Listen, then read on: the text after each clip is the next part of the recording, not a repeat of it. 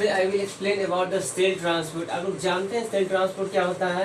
Cell transport का मतलब होता है सेल के मेम्ब्रेन से होके कुछ आना और कुछ जाना, यानी transportation of substances across the membrane of the cell. मतलब सेल के मेम्ब्रेन से जब कोई सब्सटेंस बाहर निकलता है, जैसे कि हम लोग देख सकते हैं एक सेल है ये, और ये सेल है। सेल के मेम्ब्रेन से कुछ सब्सटेंस अंदर आता है और कुछ सब्सटेंस बाहर जाता है, यानी सेल के मेम्ब्रेन से होके कुछ अंदर आना और सेल के मेम्ब्रेन से होके कुछ बाहर जाना, यही कहलाता है सेल ट्रांसपोर्ट। तो ये plasma membrane semi permeable membrane है, तो ये ट्रांसपोर्टेशन का काम करता है, यानी कुछ सब्सटेंस को आने देता है, कुछ को जाने देता है। तो इस ट्रांसपोर्टेशन को मेनली 3 भागों में बांटा गया है। पहला है एक्टिव ट्रांसपोर्ट, दूसरा है पैसिव ट्रांसपोर्ट और तीसरा है बल्क ट्रांसपोर्ट। एक्टिव ट्रांसपोर्ट क्या है? तो एक तरह का सेल ट्रांसपोर्ट है जिसमें बिना इसमें एनर्जी का जरूरत पड़ता है, यानी कहने के लिए एक्टिव है लेकिन इसमें एनर्जी का यूज होता है, यानी बिना एनर्जी दिए हम इस ट्रांसपोर्ट को नहीं करवा सकते हैं। तो इसमें हम लोग को एटीपी के फॉर्म में एनर्जी देना पड़ता है, और ये सेल्स के अंदर 2 मेथड से होता है। पहला है सोडियम पोटासियम एक्सचेंज फॉर्म और दूसरा है को ट्रांसपोर्ट, जिसमें सोडियम जाता है, पोटासियम निकलता है और मेटेरियल का ट्रांसपोर्टेशन होता है। दूसरा है आपका पैसिव ट्रांसपोर्ट। तो ये पैसिव ट्रांसपोर्ट क्या है? कहने के लिए पैसिव है लेकिन अपने आप होता है, इसमें एनर्जी देने का जरूरत नहीं पड़ता है। इसका मतलब हुआ कि इसमें बिना एनर्जी के ये ट्रांसपोर्ट हो सकता है। तो ये type of cell transport which occurs automatically, खुद ब खुद होता है, विदाउट यूज ऑफ एनर्जी, बिना एनर्जी के खर्च के। इसको 2 भागों में बांटा गया है, डिफ्यूजन और ऑस्मोसिस। डिफ्यूजन क्या होता है? जब कोई सब्सटेंस का मूवमेंट, चाहे वो लिक्विड हो या सॉलिड हो या गैसेस हो, उसका मूवमेंट हायर कंसंट्रेशन से लोअर कंसंट्रेशन की तरफ हो, यानी ज़्यादा से उसके कम की तरफ हो। जैसे एक बाल्टी पानी यहाँ रखा हुआ है, उस पानी में अगर हम लोग छेद कर दे बाल्टी में, तो पानी बाल्टी से निकल के उस जगह जाएगा जहाँ पर ये पानी नहीं पाया जाता है। तो इस तरह से सेल ट्रांसपोर्ट में डिफ्यूजन जो है सॉलिड लिक्विड गैसेस तीनों में होता है। जैसे लिक्विड का बताएं कि बाल्टी में छेद होगा तो बाल्टी से बाहर निकलेगा। अब लिक्विड में क्या होता है कि गैसेस में क्या होता है कि जैसे गैस का कोई चीज़ है वहाँ से लीक होता है तो वो बाहर की तरफ जाता है। जैसे एग्जाम्पल हम लोग फॉग लगा के आए या कोई सेंट लगा के आते हैं, तो हमारे शरीर से सेंट का जो सुगंध होता है वो बाहर की तरफ जाता है। तो ये हुआ डिफ्यूजन इन गैसेस। अब तीसरा है सॉलिड। तो जैसे ये बोर्ड है, मान लीजिए इसमें बहुत दिन तक हम कुछ नहीं लिख के नहीं मिटाएं तो इसका कुछ पार्टिकल इसके अंदर डिफ्यूज कर जाता है और वो मिटाने से भी नहीं मिटता। ये हुआ डिफ्यूजन इन सॉलिड। तो डिफ्यूजन क्या होता है कि मूवमेंट ऑफ सब्सटेंसेस, कोई भी सब्सटेंसेस का हायर से उसके लोअर की तरफ जाना डिफ्यूजन कहलाता है। Diffusion of substances from its higher concentration to lower concentration, चाहे वो सॉलिड हो, लिक्विड हो, गैसेस हो, सब डिफ्यूज करता है। डिफ्यूजन भी आपका 2 तरह से होता है। पहला है सिंपल डिफ्यूजन, दूसरा होता है फैसिलिटेड डिफ्यूजन। सिंपल डिफ्यूजन मतलब होता है ऐसा डिफ्यूजन जो अपने आप खुद ब खुद हो, उसमें किसी एनर्जी देने का जरूरत नहीं पड़ता है।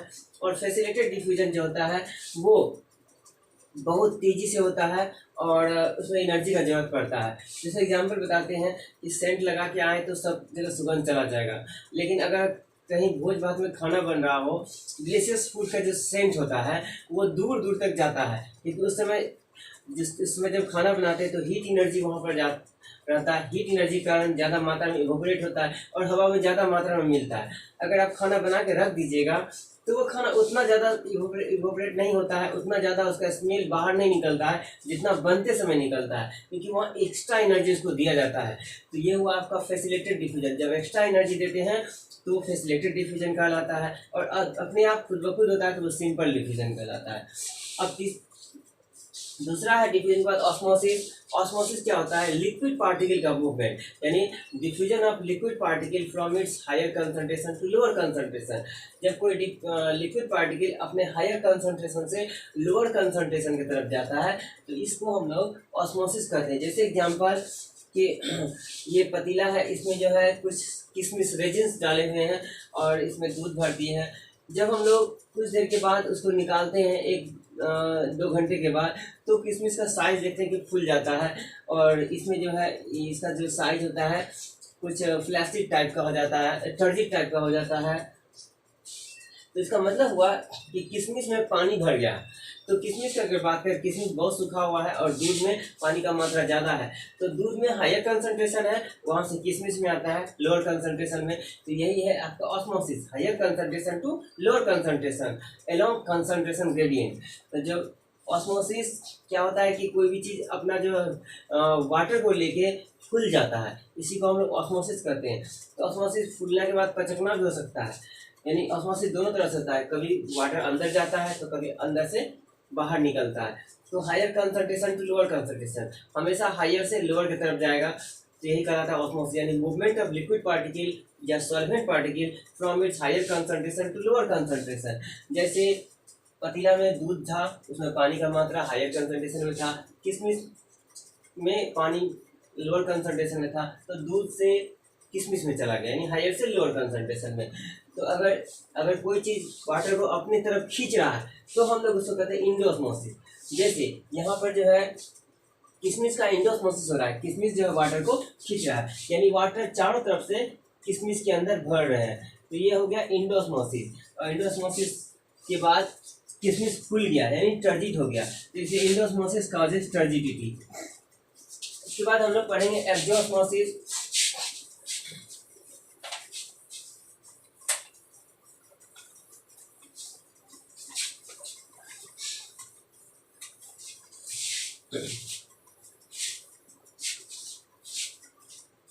तो एक्सोस्मोसिस क्या है?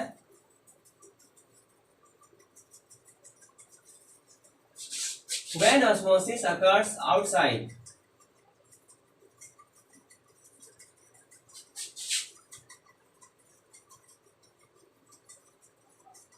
इसका मतलब हुआ कि ऑस्मोसिस बाहर से, यानी पानी अंदर से बाहर निकल जाए। Water molecules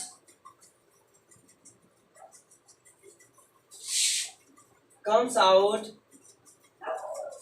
from its higher concentration to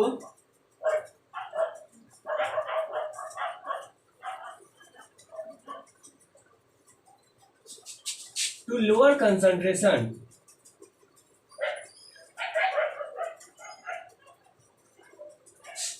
देखिए इसको हम लोग एग्जांपल से पढ़ेंगे कि वाले ये मेरा हाईली कंसंट्रेटेड सॉल्ट सॉल्यूशन, कह सकते हैं चीनी का बहुत ही गाढ़ा सॉल्यूशन है, और इसमें हम लोग अंगूर को डाल दिए हैं। तो क्या होगा बाबू, ये अंगूर जो है इसमें चीनी के तुलना में ज़्यादा पानी है। देखिए अंगूर तो लिक्विड टाइप का, पानी टाइप का होता है, ये चीनी तो बहुत ही ज़्यादा जो है गाढ़ा गाढ़ा चीनी का रस है, रसगुल्ला का रस से भी ज़्यादा गाढ़ा है। अगर हम लोग इसमें रख देते हैं इसको 1-2 घंटा के लिए, तो ये जो चीनी का जो ये चीनी जो है, इससे चीनी जो है अंगूर से पानी को अपनी ओर खींचना शुरू कर देगा, और अंगूर का सब पानी निकलना शुरू हो जाएगा। देख रहे हैं आप कि अंगूर पानी जो है बाहर की तरफ निकल रहा है, तो कुछ देर में अंगूर का साइज जो है कुछ ढीला ढाला हो जाएगा, और अंगूर कुछ हद तक जो है लगेगा कि गलने लगा है। तो यही कहलाता है एक्सोस्मोसिस, यानी जब ऑस्मोसिस बाहर के साइड हो, यानी वाटर मॉलिक्यूल्स जब बाहर निकले तो कहलाता है एक्सोस्मोसिस। तो ऑस्मोसिस और डिफ्यूजन ये थे आपके पैसिव ट्रांसपोर्ट। अब तीसरा है बल्क ट्रांसपोर्ट। अब देखिए बल्क ट्रांसपोर्ट क्या है, जब ट्रांसपोर्टेशन ज़्यादा मात्रा में हो, बल्क मात्रा में हो, यानी अब तक छोटे छोटा साइज का पार्टिकल जा रहा था, लेकिन अब बोले कि बहुत ज़्यादा मात्रा में पार्टिकल जाएगा, तो उसको हम लोग कहते हैं bulk transport. Transportation of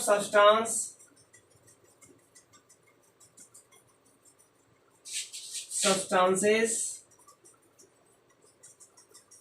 across the membrane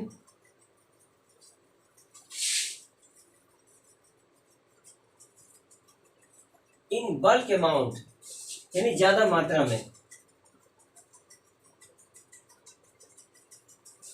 called bulk transport. मतलब ज्यादा मात्रा में जब ट्रांसपोर्टेशन हो तो इसको बल्क ट्रांसपोर्ट कहते हैं। तो ये मेम्ब्रेन के टूटने और ज्वाइनिंग से होता है। It occurs bye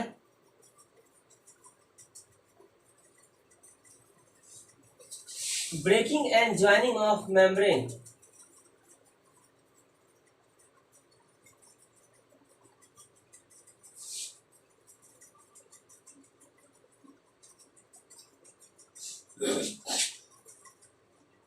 It occurs by two methods.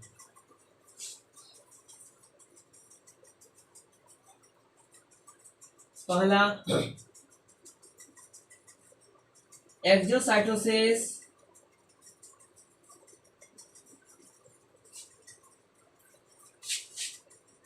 आपका दूसरा है इंडोसाइटोसिस। तो पहला एक्सोसाइटोसिस क्या है इसको देखते हैं हम लोग। यानी bulk transport mainly breaking and joining of membrane, यानी मेम्ब्रेन टूटता है और मेम्ब्रेन जुड़ जाता है, उससे होता है एक्सोसाइटोसिस। जब कोई सेल मेम्ब्रेन के टूटने से कुछ बाहर निकलता है तो एक्सोसाइटोसिस कहते हैं। When something comes out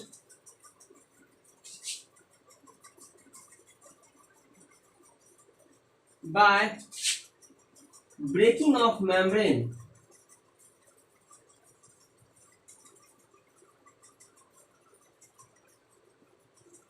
called exocytosis.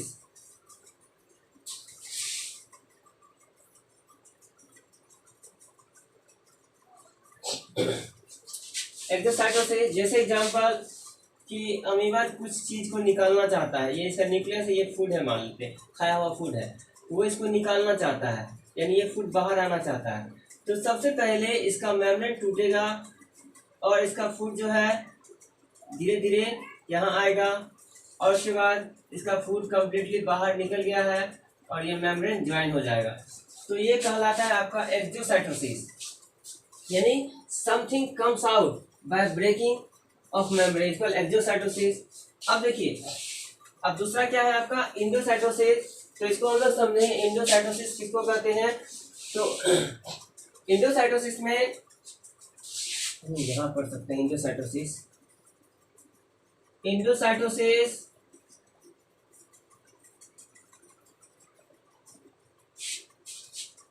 when something comes inside the cell called endocytosis, यानी जब कुछ अंदर आए तो उसको हम लोग इंडोसाइटोसिस कहते हैं। और एक्सोसाइटोसिस का दूसरा नाम जो है हम लोग it is also called cell vomiting.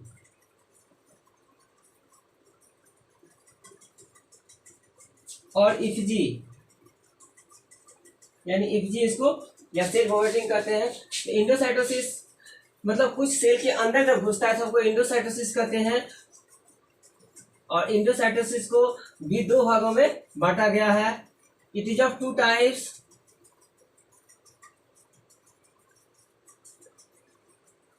पहला फेगोसाइटोसिस, दूसरा पिनोसाइटोसिस। अब देखिए फेगोसाइटोसिस क्या है। तो लार्ज साइज पार्टिकल जब सेल के अंदर घुसता है, यानी हम माने ये कोई सेल है और यहाँ फूड है, जब ये घुसेगा अंदर तो क्या करेगा, फूड जो है ये मेम्ब्रेन ब्रेक करेगा और फूड जो है अंदर की तरफ, यानी अंदर की तरफ आना शुरू करेगा। यानी इसको ये जो है अमीबा में इस तरह से होता है कि फूड अगर यहाँ रहता है तो इसका सूडोपोडिया जो है चारों बगल से आके इसको घेर लेता है और थोड़ी देर में इसका जो है ये जो मेम्ब्रेन है ब्रेक कर जाता है और फूड जो है ऊपर से नीचे की तरफ खिसक के आ जाता है यहाँ पर, और ये फिर जाके मेम्ब्रेन जो है बंद हो जाता है और फूड यहाँ आ गया, इसको डाइजेस्ट करना शुरू कर देता है। तो ये हुआ आपका इंडोसाइटोसिस। जब कोई चीज़ सेल के अंदर घुसता है तो उसको इंडोसाइटोसिस कहते हैं, जब सेल से बाहर जाता है तो उसे एक्सोसाइटोसिस कहते हैं। अब इंडोसाइटोसिस भी दो भाग में बटा हुआ है, एक है फेगोसाइटोसिस, दूसरा पिनोसाइटोसिस। जब बड़ा साइज पार्टिकल आएगा तो उसको फेगोसाइटोसिस कहेंगे, जब छोटा साइज का पार्टिकल आता है तो उसको पिनोसाइटोसिस कहते हैं। इस तरह से हम लोग सेल के तीनों ट्रांसपोर्ट को देखें।